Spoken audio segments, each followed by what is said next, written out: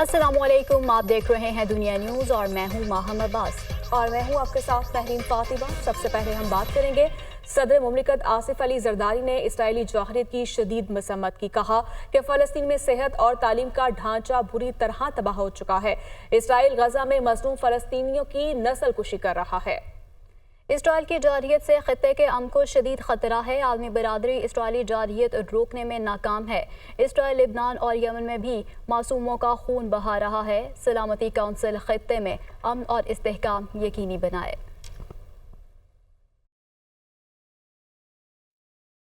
It has been 1 year since the start of the brutal Israeli aggression on Gaza and Palestine.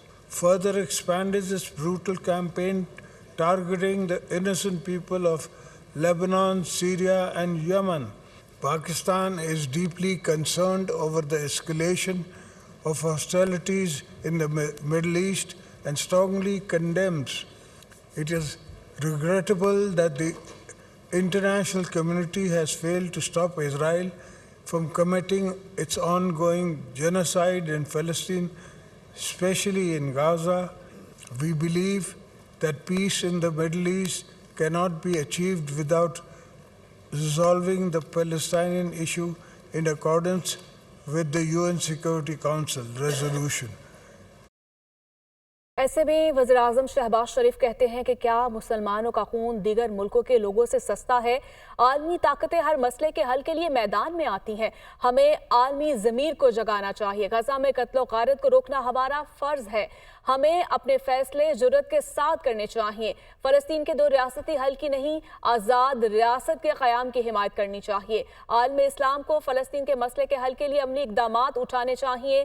اسرائیلی وزیراعظم کی تقریر کے دوران walk out دل کی آواز تھی۔ IMF کی پرواہ کیے بغیر اقوام متحدہ میں اسرائیل کے خلاف تقریر کی۔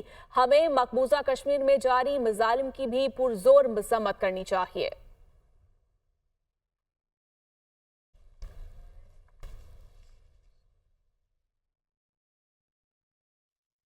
دو ریاستی جو ایک پیغام ہے اس کی تائید نہیں کرنی چاہیے، بلکہ فلسطین کی آزادی کی بات کرنی چاہیے۔ میں سمجھتا ہوں کہ کسی کو اس میز کے اوپر قطعاً کوئی اختلاف نہیں۔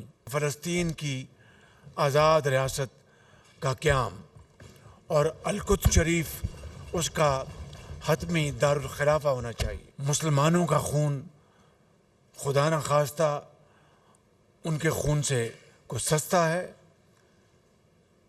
میں سمجھتا ہوں کہ آج عالمی ضمیر کو آج جاگنا چاہیے۔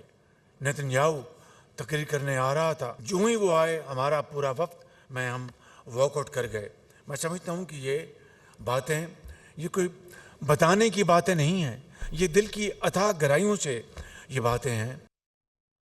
قائد مسلم لیگ نون نواز شریف کہتے ہیں کہ نہتے فلسطینیوں پر بے دردی کے ساتھ ظلم ڈھایا جا رہا ہے۔ بچوں کی خون آلود تصویریں دیکھ کر دل خون کے آنسو روتا ہے۔ شہباز شریف نے جنرل اسمبلی میں فلسطینیوں کا مقدمہ لڑا۔ سب نے شہباز شریف کی تقریر کو سراہا۔ ہمیں مسئلہ فلسطین کے لیے اپنا بھرپور کردار ادا کرنا چاہیے۔ اسرائیلی بربریت کے خلاف خاموشی اختیار کرنا انسانی تذلیل ہے۔ چیئرمین پیپلز پارٹی بلاول بھٹو کہتے ہیں کہ دنیا کے لیے پیغام ہے، ہم اپنے فلسطینی بھائیوں کے ساتھ کھڑے ہیں۔ 7 اکتوبر کے بعد اسرائیلی مظالم کے درپردہ کے عزائم عیاں ہیں۔ 7 اکتوبر ایک بہانہ ہے، اصل مقصد لبنان اور مصر پر بھی قبضہ کرنا ہے۔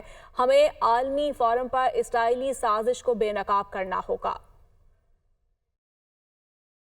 جہاں فلسطین کا مسئلہ ہوگا وہاں ہر ایک پاکستانی ایک پیج پہ ہو، فلسطینی بھائی بہنوں کے ساتھ کھڑے ہیں۔ ہاسٹیجز اور اکتوبر 7 کے واقعات بہانہ ہیں۔ ان کا مقصد کیا ہے؟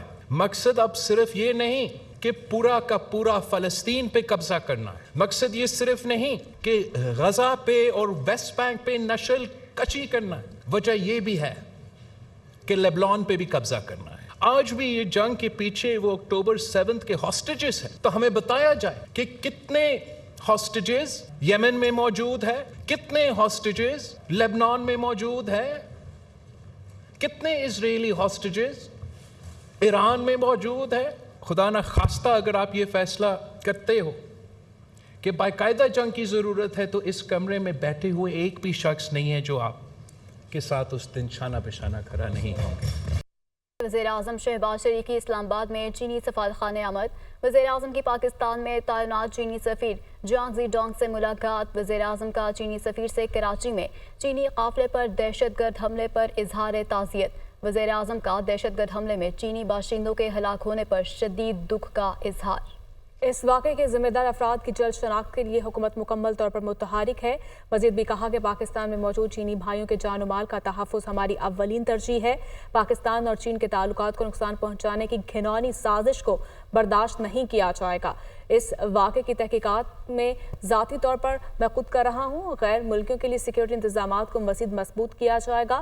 چینی سفیر کا واقعے کے بعد حکومت پاکستان کی جانب سے فوری تحقیقات کے آغاز پر وزیر اعظم سے اظہار تشکر بھی کیا گیا۔ ہمیں امید ہے واقعے کے ذمہ دار افراد کو جلد از جلد قرار واقعی سزائیں دی جائیں گی۔ وزیر اعظم شہباز شریف نے وفاقی کابینہ کا اجلاس آج 11:30 بجے طلب کر لیا۔ اجلاس میں ملک کی سیاسی اور معاشی صورتحال پر تبادلہ خیال کیا جائے گا۔ کابینہ اجلاس میں SCO کانفرنس کی تیاریوں کا جائزہ لیا جائے گا۔ وزیر اعظم کا دورہ امریکہ سے واپسی پر یہ پہلا اجلاس ہوگا۔